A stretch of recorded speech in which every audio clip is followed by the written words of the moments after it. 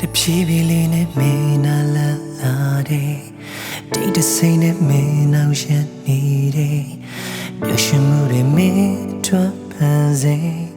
နာချင်မှုတွေကူစားပေးရင်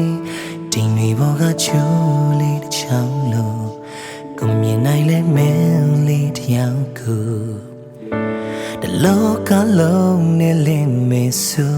လေဟုတ်တယ်ကဘာမမင်းရှိပေနဲ့တမ်းရှင်ခြင်းဘူးချစ်ရင်လင်းနဲ့များစွာဝေးကဆူတောင်းတစ်ခုလို့အချိန်ချင်းထိုးခဲ့ရင်မင်းနာရောက်လာခဲ့မင်းဆလာနိုင်ရန်တွေကိုလေးပြစီကိုလေးဖြတ်မှာပဲကိုလိုချင်တာမလေးတယောက်တည်း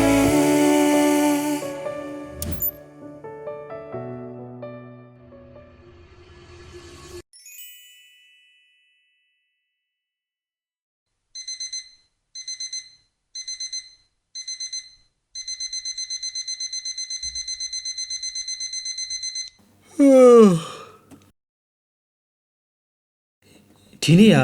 16 billion တန် customer နဲ့တွေ့ဖို့ချိန်တာဒီတော့တစ်ဖက်လူရဲ့ first site မှာရှုံးသွားလို့မဖြစ်ဘူးအလှလေးတွေပဲသဘောကျမှာတော့ကိုရိုင်းလည်းအပြတ်သားနာနေမှာဖြစ်မှာပေါ့အလှပါနဲ့ပတ်သက်လို့ကတော့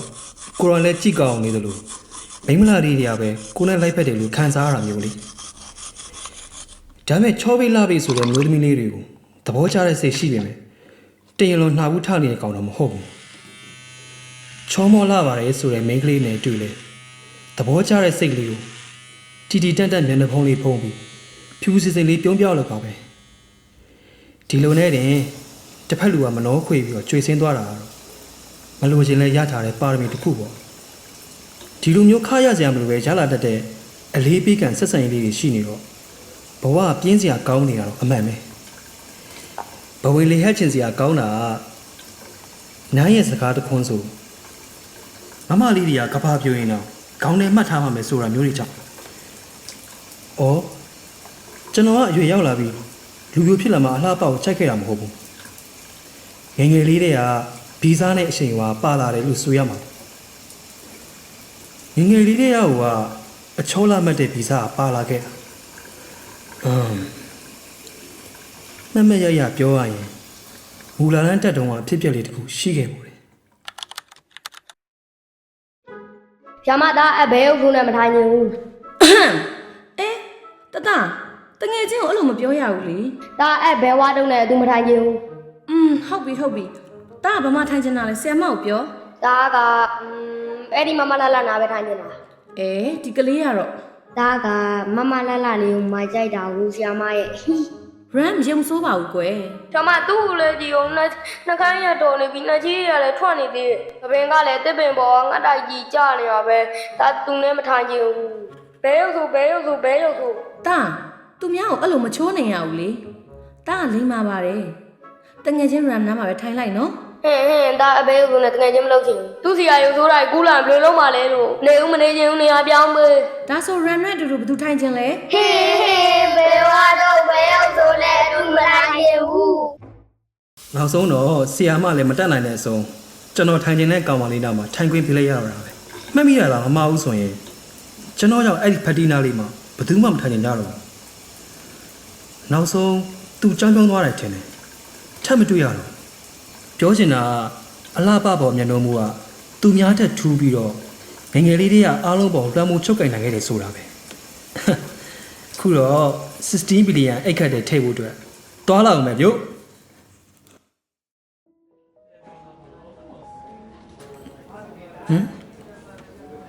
ငါချောမငါသိပါတယ်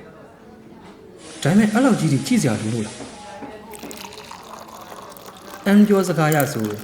သူကငါစားပေးပြရမယ်သူမဟုတ်ဘူးစတိုင်ကြခမမိုက်ဝေးပြီးနှကန်းကြီးရဲနေအောင်စိုးထားပြီမယ်တိတ်လာရင်လည်းမဟုတ်ပါလက်ပိုက်ပြီးစိုက်ကြည့်နေဖို့ကတက်ဖြတ်ချင်တာလားအကဲခတ်ချင်နေရလားမသေးခွေဘူးကြည့်စေတော့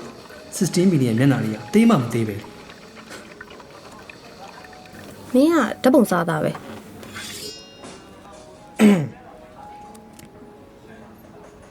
ဒါကဘာစကားလဲအပြင်မှာဒီလောက်ကြီးလည်းမဟုတ်ပါဘူးလို့တဲ့ပြောချလိုက်တာအမကြီးခမားရှိမှထိုင်နေတဲ့သူကလေမမလေးဒီချာမှာနာမည်ကြီးနေတဲ့ Top 1 host ကြီး Mr. 9တော့ဘယ်နဲ့အဲ့ဒီဆုံးဖြတ်ချက်ကြီးကမဆိုးရွားလုံးလားတစိမ့်လောက်ဒီမျိုးသမီးကိုဒီကဘာတွေကပျောက်ကွယ်သွားအောင်ကန်ထုတ်ပေးလိုက်ကြစမ်းပါ60 billion တော့ကျွန်တော်တို့ကထားခဲ့ပြီ ကို့နာမည်ကစူး 9ပါ သိတယ် What ဒီမျိုးသမီးကဘယ်လိုတော့ဒါကရင်ချင်းမှုရအပြန်လည်နှုတ်ဆက်တာလေသိတယ်လို့ပိတ်ပြောစရာလိုလို့လား ရှေးဝေးမပြောတော့ကိုမင်းကိုတလားငားမယ်အမ်းပြောထားလို့မင်းသိပြီတလောက်ဖြစ်ပေမဲ့အဓိကချက်တွေရောမပါတော့သေးဘူး Hugo Mr. Knight. ဒါ မင်းသိထားမယ်အရေးကြီးချက်လက်တွေ စီအသက်က26နှစ်ဂျန်ဒါရမေလာနောက်နေရလားကစတမာအထီးရဲ့လား ဟုတ်တယ်သူပဲ ကစတမာမိန်းကလေးမဟုတ်ဘူးလား မိန်းကလေးလို့ပြောလိုက်လို့လား မပြောလိုက်ဘူးလေဒါပေမဲ့ ယောက်ျားလေးစားပစ်ပေးရလို့မဟုတ်လို့ညင်းမလို့လား16 billion ကတော့စားပစ်ပေးလို့မရနိုင်ဘူးလား ကျွန်တော် သူကငငယ်တည်းကဂေးဆိုပြီးခတ်မောက်လုပ်ထားတာ ဂေးလား ဟုတ်တယ်ဂေးဆိုပေမဲ့ပုံမလင်းလင်းပြောရရင်အတူအိပ်ပေးရမယ့်အဆင့်ထိရမလို့အပ်ပါဘူး Oh shit ငါယူနေလို့အတူအိပ်ရမှာ မင်းကညင်းစင်လို့လားတင်ချာစဉ်းစားကြည့်ပါဦး 16 billion ကျွန်တော်ယူပါကျွန်တော်ယူပါ ဘာဆိုပြီးတော့ခေါင်းထဲမှာပတ်ပြေးနေတာဘယ်လိုလုပ်ရပါမလဲဟူးအဓိကချက်ကဘာလဲ သူမင်းကိုချက်လာအောင်လုပ်ရမယ် ဘယ်လိုတကယ်လားဟို तू ကဂေးဆိုဝင်မဲ့လေဟိုဘာလို့အဲ့လိုလုပ်ခိုင်းတာလဲ သူ့ချစ်အတွက်နဲ့ငါတို့တမိသားစုလုံးဒုက္ခပေးနေဒီတော့သူ့စိတ်ပြောင်းလဲအောင်လုပ်ဖို့ကတနည်းပဲရှိတယ်အစ်စ်တက်ထပ်ရှာပေးဖို့ပဲ တိတ်ရက်ဆက်လုံးရမကြောက်ဘူးလား ရက်ဆက်တာမရက်ဆက်တာမင်းစဉ်းစားရမှာမဟုတ်ဘူးသူပြန်ချက်လာဘယ်လိုလုပ်အောင်လဲဆိုတော့ပဲစဉ်းစားရမှာအချိန်ကရက်30တလတိတိပဲရမယ်နော် တကယ်လို့သူ့အချစ်ကိုမမေ့နိုင်ဘူးအစီအစဉ်မအောင်မြင်ခဲ့ဘူးဆိုရင် စီဇန်မအောင်မြင်16 billion မင်းလက်လွတ်လိုက်ရမှာပေါ့ ဟို तू ကျွန်တော်ကိုပြန်ချစ်လာရော အဲ့လိုသာဆိုရင်16 billion မင်းအတွက်ပဲနောက်ပိုင်းကျန်တာမင်းစိတ်တိုင်းကြဆုံးဖြတ်လို့ရတယ်ရက်30မင်းရှင်မင်းလုံနိုင်ဖို့ပဲအကယ်၍မင်းကသူပြန်ချစ်လာနိုင်မှုကိုယုံကြည်မှုမရှိဘူးဆိုရင်တော့အခုလည်းနောက်ဆုတ်လိုက်ချိန်ဖြုံးမနေနဲ့ confidence ရှိရင်နောက်ဆုတ်လိုက် ဘာရဲ့ယုံကြည်မှုမရှိရင်ဟုတ်လား Top 1 host ကြီးကို confidence ဆိုတဲ့စကားပြောတာတိတ်ကြီးစရာမကောင်းလို့လားအချောလာမမလေးတွေကတော့မလွန်ဆိုင်နိုင်မင်းနဲ့ပိုးအိမ်လိုတွင်ကြီးစီသွားနေတဲ့ရုပ်ရည်နဲ့ခန့်ညာချုံးလုံးနဲ့ Mr. 9ဆိုတာငါပါငါကငါယုံကြည်မှုမြင်မလုံးလို့ဖူဂျီတောင်ထိပ်မှာနေသလားတောင်အောင်းမေးနေရလေငါရုပ်ရည်တွင်မြင်ကဂေးတယောက်ကိုချစ်လာဖို့မစွမ်းဆောင်နိုင်ဘူးဆိုတာဖြစ်နိုင်မှာထက်လောင်မီဖလစ်ပေါင်း16000ကိုစိတ်ပါတယ်လို့ပြောတတ်တာလေးရောပေါင်းကြည့်လိုက်စမ်းငါဂေးတယောက်ကိုမရနိုင်တာဖြစ်နိုင်မှာမလား ဟာလေကြောက်တာ ကြောင်မွေးပါကိုမပြောနဲ့နန်းရပေါက်နေတဲ့ခြေသလုံးမွေးတောင်အရှိမကန်တတ်ဘူးခမားတိကျဖြစ်ချင်တာပြောလိုက် ကောင်းပြီလေသူ့ကိုရအောင်လိုက်သူ့အနောက်ငါပို့ပေးမယ် โอเคတရင်ကောင်းသာစောင့်နေလိုက်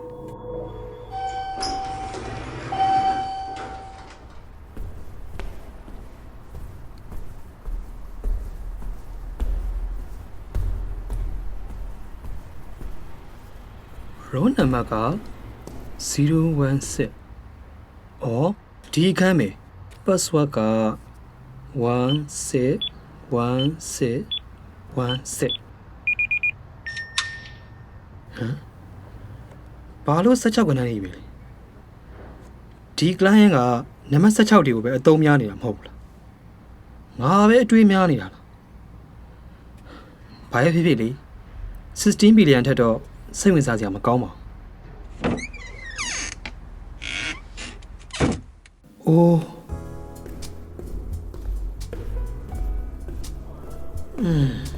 လူချမ်းသာတွေနေတဲ့ City Tower လို့ခေါ်ထိုက်ပါရဲ့ဘီလီယံချီပြီးဈေးမြင့်မြင့်ပေးဝယ်ရတာဖြစ်တင်ပါနောက်ဆုံးတော့ဒီလိုနေရာမျိုးမှာငါနေရမှာပေါ့ကောင်းလိုက်တဲ့စားပစ်တန်ကြီးဝန်ဆောင်မှုပေးရမယ့် client ကဘယ်လိုလိုမျိုးလဲဆိုတော့ညှော်လင့်နေ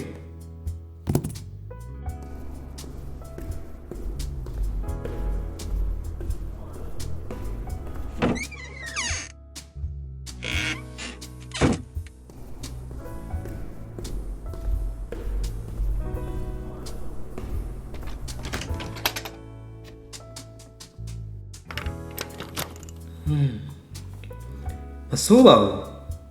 လက်စရီဆန်ချက်ကတော့လန်ထွက်နေအဝတ်အစားအသုံးဆောင်အားစားပြင်ပေးထားမယ်ဆိုတာအပြောမဟုတ်ဘူးပဲဒါပေါ့16ဘီလီယံပေးနိုင်မှာတော့လက်စရီကွန်ဒိုမှာထားပေးနေတော့လည်းအပြင်အားလုံးစီမံနိုင်တာမဆန်းပါဘူး ။ तू ဒီနေ့ညနေ3:15လောက်ရောက်မယ်။သွားကြိုပေးဦး ညနေ3:15ဆိုတော့အချိန်ရှိသေးတယ် client ကိုကြီးအချက်လက်တွေကိုပြန်ကြည့်လိုက်ပါစူးပြောတဲ့အတိုင်းသာဆို तू ကငါတို့ရဲ့တကယ်ရည်ရွယ်ချက်အမှန်ကိုမသိတဲ့ပုံပဲ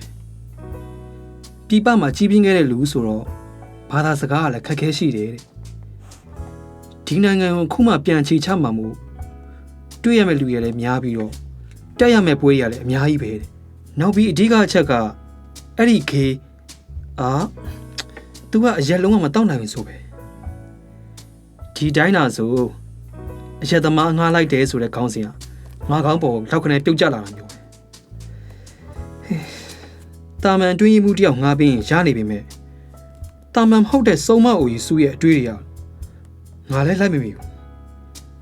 16ဘီလီယံတန်အလောက်ကငါလက်ထဲကိုရောက်လာခဲ့ပြီလေဘာပဲဖြစ်ဖြစ်ဒီကေးလေးရဲ့အကြောင်းပိုသိအောင်စက်ကြည့်အောင်ပါပဲမြေပဲလက်ချစ်ရှိတယ်အရက်မတော့နိုင်ဘူးအစီများတဲ့အစားအစာမကြိုက်ဘူးကောင်းပါလေကျမ်းမိုင်နဲ့ညညွတ်တာပေါ့နောက်ပြီးအဆက်မစားနိုင်ဘူးချင်စော့တယ်ဘယ်ဆိုးလို့လဲဒေါသလည်းကြီးတယ်သူတယောက်တည်းဒေါသကြီးရလားဟောအတန်ကလည်းကြိုက်သေးတယ်ဟုတ်လားငါကလည်းညညပပမနေတတ်ပါဘူးကွာ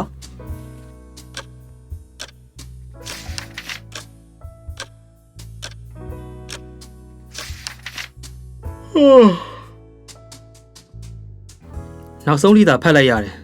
တောက်ကျိုးနေဗမာလဲအဲ့လူရဲ့ပုံအဲ့တော့လင်းခွင်းသွားကြွရင်နာမည်ရေးထားတဲ့ဂတ်တူကပ်ပြားကြီးကိုလက်မှာကင်ပြီးတော့သွားဖြည်းဖြည်းနဲ့ရက်ဆောင်နေရမှာ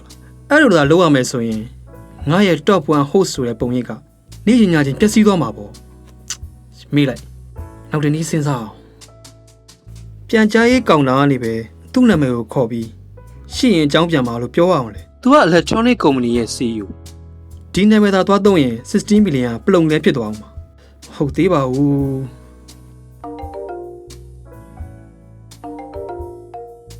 ဟုတ်ဟယ်လိုစုပြောကျွန်တော်သူ့ကိုမမြင်ဘူးလေဘလို့သွားကြိုရမှာလဲစိတ်ဆောက်မရှိဘူးမင်းစောင့်နေဦးမယ်အမင်းပုံသူ့စီပို့ပြီးပြီဒါနဲ့အချိန်ကရက်ပေါင်း30ပဲနော်ဟာဖတ်ဆိုင်မှာသူ့စိတ်ပြတ်မသွားစေနဲ့အဲ့တော့ကျွန်တော်ဘလို့လုပ်ရမှာလဲဒါတော့မသိဘူးလေမြတ်တော်အန်တယောက်မဟုတ်လားမင်းဒီမင်းဟန်နဲ့ချင်းကပေါ့အလုံးဖြစ်တော့မင်းသားနဲ့မင်းကန်မယ်ငါကအစည်းအဝေးလုပ်တော့မှမဟုတ်လို့ဒီလောက်ပဲရှစ်ဘာလဲဒီဆုံးမဦးကြီး तू ပြောချင်တာပြောပြီးတော့ဖုန်းချသွားတယ်ငါစိတ်တွေအတော်လေးကိုရှည်နေပြီဟာတော်ပြီစိတ်တုန်လည်းဘာမှမထူးကိုယ့်ဘာသာ LGBTQ အကြောင်းရှောက်ချကြည့်တာပဲကောင်းပါတယ်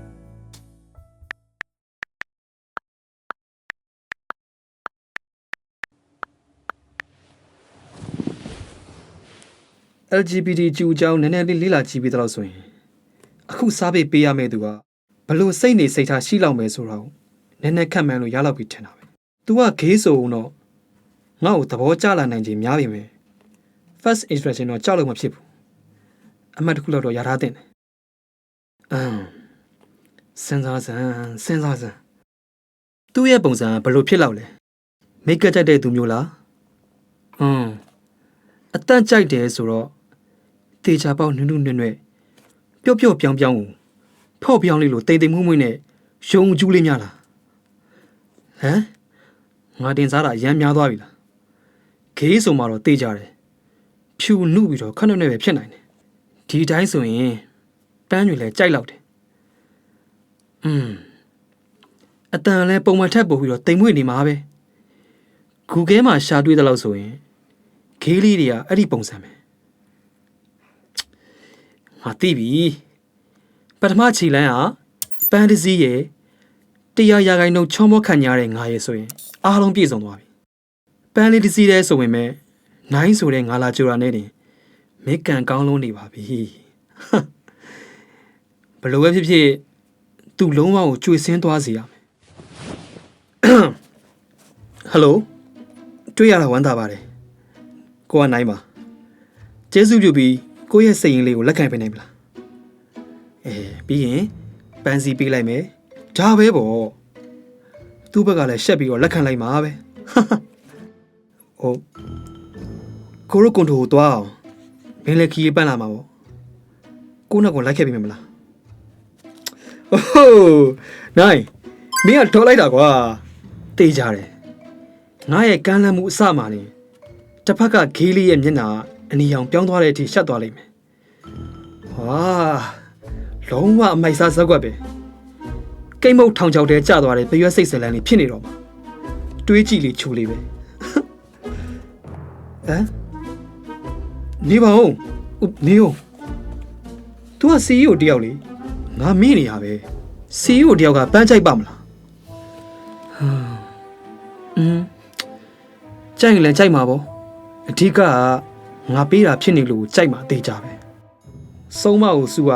အဲ့ခေးကောင်လေးကိုအတော်ညှိုးထားနေရတယ်ကိုက straight မလို့ဘာမှမဖြစ်ပေမဲ့အဲ့ဒီခေးကောင်လေးအတွက်တော့စိတ်မကောင်းတော့ဖြစ်မိသွားတယ်ဒါပေမဲ့လည်းသူကန်ကောင်းပါတယ်လေငါလိုနာမည်ကြီး top 1 host နဲ့အတူရှိနေရမှာကွာအတော်ကြီးကန်ကောင်းလုံးနေတာ